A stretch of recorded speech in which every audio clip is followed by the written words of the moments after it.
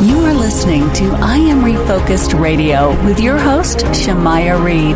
This show is designed to inspire you to live your purpose and regain your focus. And now, here's your host, Shamaya Reed. Welcome back to I Am Refocused Radio. Once again, we are here today. We have another show lined up for y'all. Today, we have our guest. Her name is Leisa Peterson. She's a powerhouse in the world of wealth and emotional intelligence. She's not just a financial expert. She is a money catalyst, a mindset mentor, and the author of 2 transformational books, The Money Catalyst and The Mindful Millionaire. So if you want to learn about wealth and finances, this might be an episode for you to share with you, yourself, your friends. Yes, I said share with you. Yes, do it, play back and repeat and keep listening and keep watching.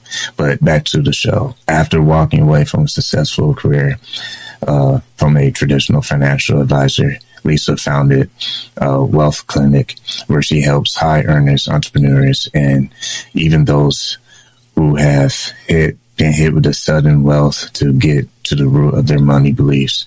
And when it comes to a belief system, we're going to learn all about the amazing experience that has positioned her to give to you.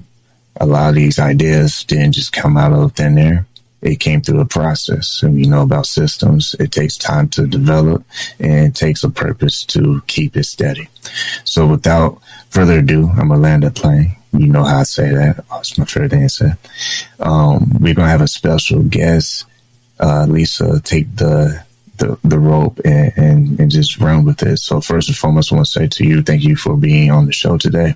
How you doing? I'm doing great. Thanks for having me. Appreciate your time being on the show. I know I had a little wordy introduction, but it will all make sense later. When you think about early on in your career, you had success already going. But at a certain point, you decided that it was time to shift. Kind of walk us through that moment and why did you feel it was necessary to make a change? I had been wanting to bring together this idea of inner personal development with my career, with money. But I'll be honest, I was really scared to walk away from all that I had known, which was working for a big bank and working in a traditional job. I was the primary breadwinner. I was the one who had the benefits. I had 2 children that were, we were taken care of. And unfortunately, I was at one of these horrible shootings that have occurred far too often in the United States. In 2013, man walked into my doctor's office. He looked at me and he said, "You might want to leave now." And he pulled out a gun and he went on a shooting rampage, and he ultimately killed my doctor. He shot several people. He did not shoot me. He killed himself. And in the process of trying to get out of this building, I had this out of body experience. I hope no one ever has to go through that. But when you do, it causes your life to flash before you, perhaps. And that's what happened for me. In that moment, I realized that I was not my fear, even though all I could feel was fear. And there was a voice that said, if you live through this, it's time for you to let go of holding on to the safety raft, which is what I feel like I had done in my career up to that moment in time. And it took me a few months to get it together, but I ended up leaving and not even really fully understanding what I was going to. I just knew that I had to let go and see what life had in store for me. When you think about relationship with money, I mean, it's always a heavy topic. You just kind of roll the dice however you want to roll it. Everyone has their story and their opinion. But when it comes to your processing of what your belief system was, how did that change from when you were in the corporate world versus when you made that decision to step out? I had to make the decision that I could believe in myself rather than believing in money. And I feel like I had spent my life because we didn't have very much money when I was growing up, I made a decision early on that if I had money, then I would be safe and I would be like a legitimate person, because I felt like my parents, we were in that home where my parents got in trouble with debt and we would lose cars and there were bill collectors and it was just so stressful. So I thought, well, they're not really doing life right. If you have money, then you're doing life right. And so when I made that decision to leave, we were already multimillionaires. And yet I still didn't believe that I could do something other than work for other people. I didn't believe in myself. And what I would later learn is that, we're incredibly resourced as human beings, but we live in a system that doesn't always remind us of that. And the idea that it was all about the money was no longer healthy for me. Like, I was going to be okay. I had built the resource. But what I also saw was, I wish I hadn't waited to have all the ducks in a row with money before I was willing to believe in myself. But that's what it took for me. It took a horrible situation. It took me having some financial means, and then I was able to go out. But when I looked backwards, I thought, I really didn't do this the way that I think I'd like to if I got another chance. What might it look like if I were to start to write about this and teach about it? Because maybe I could give people insights that would help them make better decisions earlier in life about what do they want this relationship with money to look like. And you have a term, scarcity. Can you describe to our listeners and our viewers, how can it be a telltale if someone sees the signs of themselves living in that space? Yeah, scarcity is like the world that we live in when we're inside of scarcity. And scarcity is marked by operating from the belief that there isn't enough, there's not enough money, there's not enough opportunities, there's not enough time, there's not enough resources. It can show up by constantly checking your bank account, or your investment account. It can also show up in undercharging for the services that you provide, whether it be in business or working for somebody else. It can also show up in hoarding money instead of investing it strategically. And so the journey is like, are you doing some of these things, figuring it out, identifying it, understanding what your patterns are, and then choosing a different path for yourself if you know that you've got some of these tendencies. And I always use myself as an example. Like, I had those tendencies. It wasn't good for me. So I began walking on this path of like, let's see what it would look like if I were to make different choices and feel different in my relationship, with money. People oftentimes find themselves in a place where I need to shift or I need to remain here. And both are not easy choices to make if we're honest with ourselves. When you decide to shift versus deciding to risk it and remain the same, what was the greatest benefit that you experienced looking back, saying, wow, if I had not made that move, I may not even be in this position I am today? Like I said earlier, the believing in myself. When you come from a home where there's a lot of trauma, some of us really struggle with like believing in ourselves. And sadly, I meet a lot of people on their paths, a lot of women who haven't always had the best environment. And so for me, it was like becoming an entrepreneur, leaving the mothership was first like, maybe it could work, but I wasn't sure. So as I built my business and it started to grow and I started to meet people, like-minded people, and people wanted to pay me for the services that I provided without a big brand behind me, I started understanding that there was a lot more that I had to offer than perhaps just doing the bidding of a company, for example. And even in the work that I do, I feel like I constantly question, like, is this the best use of the services that I can provide to the world? Because I don't want to just do something because I could make more money at it. It's like, is this really aligned with who I am and what value I bring in this world? It's a great point. Once again, listening to I Am Refocused Radio and watching us online, talking to our guest today, Leisa Peterson. My next question is, you have a thing that you break down called the awake process. If you can, for our listeners, explain what it takes, what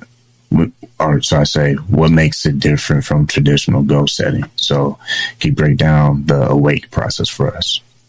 Yeah. So it's 5 steps. It's an acronym.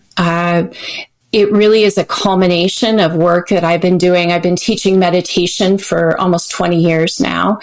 And the idea is to slow down and get present with the moment that you're living in. And so it's a tool to help you, especially at times where you're like, this isn't working. Something's not right. I need to change direction, right? We do have those. No matter how successful we are, we have those moments in time. And I like to use it for that. But the first step is to become aware what's going on. How are you feeling? The next is willingness. In life, there are times when we are absolutely unwilling to do something different than what we've been doing. And so the question is, like, am I willing and open to like trying a different approach? Am I willing to look at myself from a fresh perspective rather than being inside of the story of what's happening? The next is appreciation. Can I actually appreciate what's happening for me? Again, it's a method of bringing you out of the story of how bad you feel or how emotional it is or whatever's going on with this person or with this problem. When you appreciate, it takes you to a different, higher level of the problem. You're like, okay, I can appreciate that there's something happening here that maybe I could learn from. And then we move into K for kindness. And, this might just be me and some of the people I hang out with, but I've found that when we are having our darkest periods, it can be hard to be kind to ourselves and kind of give ourselves grace. And that's really what's happening. For me, this is the hardest one when I do this. I'm like, every time it's at the moment of kindness, because I had a father who, when I would make a mistake growing up, instead of being like graceful and kind, he would double down thinking that it would make me stronger and more successful. So I noticed that I have to kind of counteract those habits and be kind. And then the last one is embodiment. Like, can I take what just happened and embody it in my body, in my mind, in my actions, and move forward with whatever's come through the process? And when you think about relationships, that is something that over time we either get better at or we start to neglect. What are some of the things that you've seen, not just for yourself, but in people that you help, and understanding that how we relate to people? Question for you, does it begin with ourselves? How we relate with ourselves?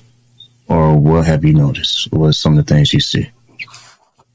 I think it always starts with us. I don't think that other people can do the hard work for us. And many times when people are doing work and we're not listening, there's nothing they can do except tell us what they want. But what I will say to the first question is, I think that we live in a society that is very defensiveness oriented. And I think that is often the cause of many of the relational problems, especially in partner relationships.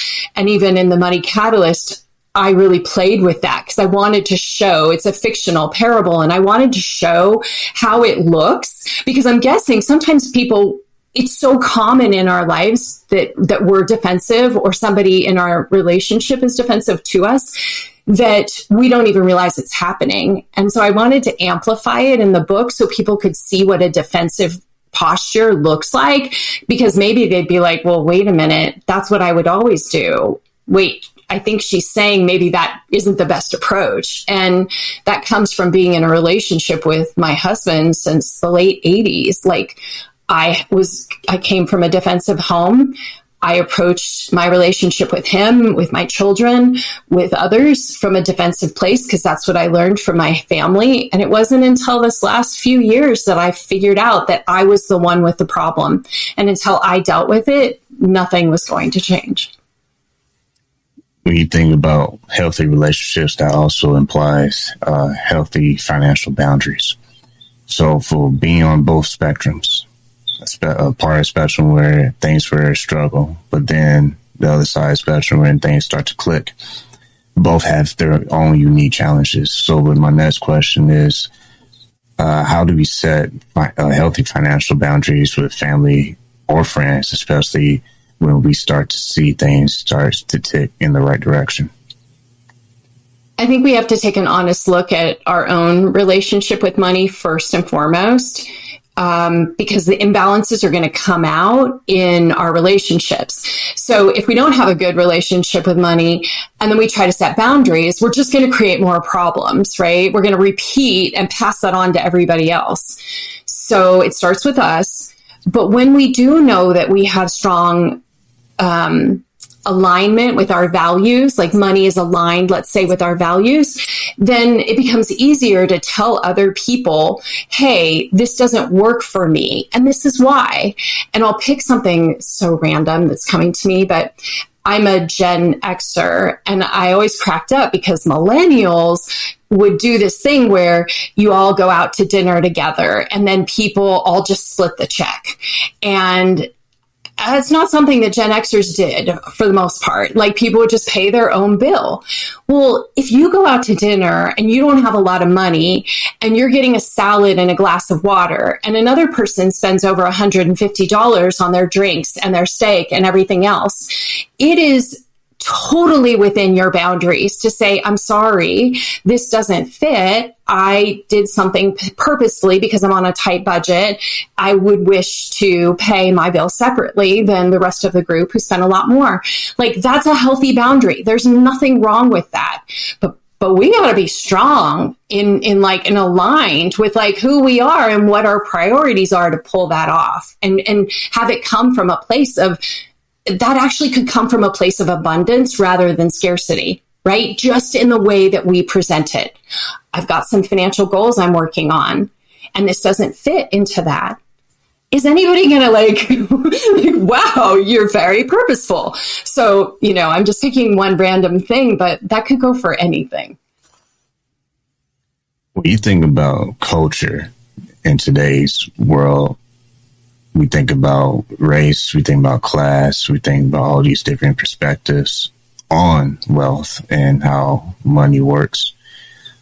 What are some of the things that you've seen and noticed in just how everyone has a unique perspective on how money works? What has been your experience studying that and seeing that?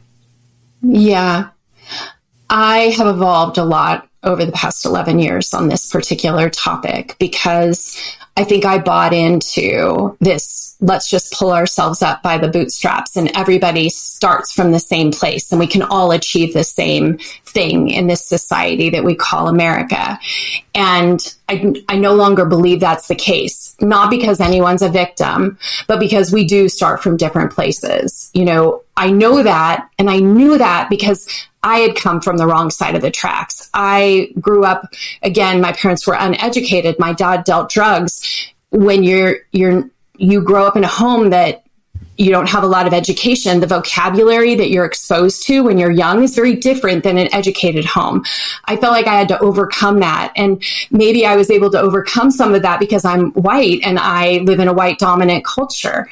But what I think is really important is I don't make assumptions about anyone and anything anymore. I treat people as individuals that have a story, that have situations, not to lean on as a crutch, but to also give deep respect for the fact that it is different in this society for different people based on where they come from, how much money they have, how much education they have, and race, for example. When people think about building systems, understanding what will work in your own unique situation. At the end of the day, I just had a guest on earlier today, and he hit a valid point. We still have to build these choices of ours. We're the ones that own it. No one else sneaks by and say, hey, here's some choices for you I think you should make. Nah, at the end of the day, hard truth is we build our life with our choices. So how much does that play a role in your experience studying financial wealth? I think that choices are very, very important. I think that I purposely made a choice early in life I had gone to a creative, I went to college and did a creative thing, and I got out of school and that job didn't pay anything. And I went back to school to get an MBA, even though I didn't want to study and do finance for my career, but I made a choice that I was willing to sacrifice my creativity because I wanted money. And whether that's bad or good, I did make a choice. And I think that it's important to pay attention to the choices that we're making, but not get so hung up that if we made bad choices because we don't like where we're at today, to think that you couldn't change the choices you're making tomorrow and start over again and get educated about things that you weren't educated about. And so I feel like every single day we're given the opportunity to reinvent ourselves. And I don't take that lightly, because I think that sometimes that's what we have to do, especially if we want to change our situation with money, regardless of where we've come from. Once again, listen to Refocused Radio, watching us online, talking to our guest today, Leisa Peterson. When you think about time and a chance, every day we get up, life happens, whether you're ready or not. It doesn't sneak by and ask you, hey, warning, this might be coming in the next 5 hours. Usually it's always a nice surprise. It's always like, whoa, I did see that one coming. How have you been able to navigate through the chaos of just adjusting to life and not lose sight on your goals? 26 years ago, my dad was brutally murdered, and it was an inside job, like his ex-girlfriend and her boyfriend. And that was the moment in time when I realized that I had no ability to be resilient to the challenges that life was giving me. I was completely ill-prepared for that. And I made a commitment to myself that I would figure out how to begin this thing called meditation. At the time, I thought I couldn't even do it. And it would take me years to figure out how to do it in a way that worked for my type A ADD brain, if you will.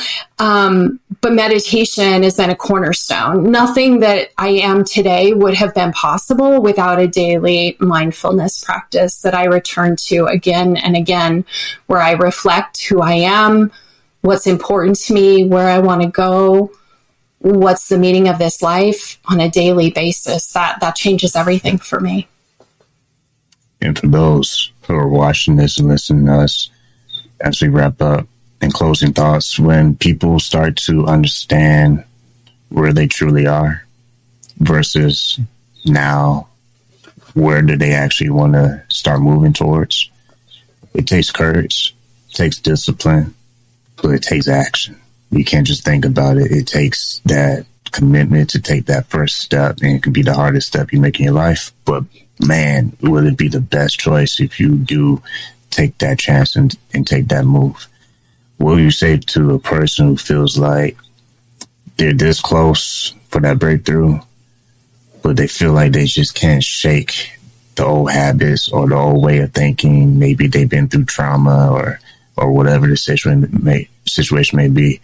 What would you say to that person to help them kind of move forward from whatever's holding themselves back?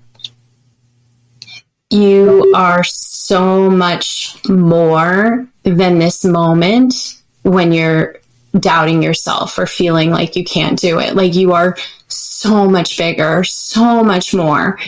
And there have been several times that I wish, if it hadn't been myself, there was somebody else. I feel like I am surrounded by good people, but there's nothing like reminding yourself that whatever's going on in that short term has nothing, literally nothing to do with how big you are in truth and in reality. And, that may connect into a higher power, that may connect into Mother Nature, like tap into something bigger than this small version of yourself. In closing, if people want to keep in touch with you and stay up to date with your events and all the plans you have in the future, where can they go to find out more information on you? Wealthclinic.com is a great place to learn more about me, the books. You can write to me at lpeterson@wealthclinic.com. Happy to answer questions or lend my ear to listen. Well, like always, I want to say our guest, Leisa Peterson, thank you for your time. Thank you.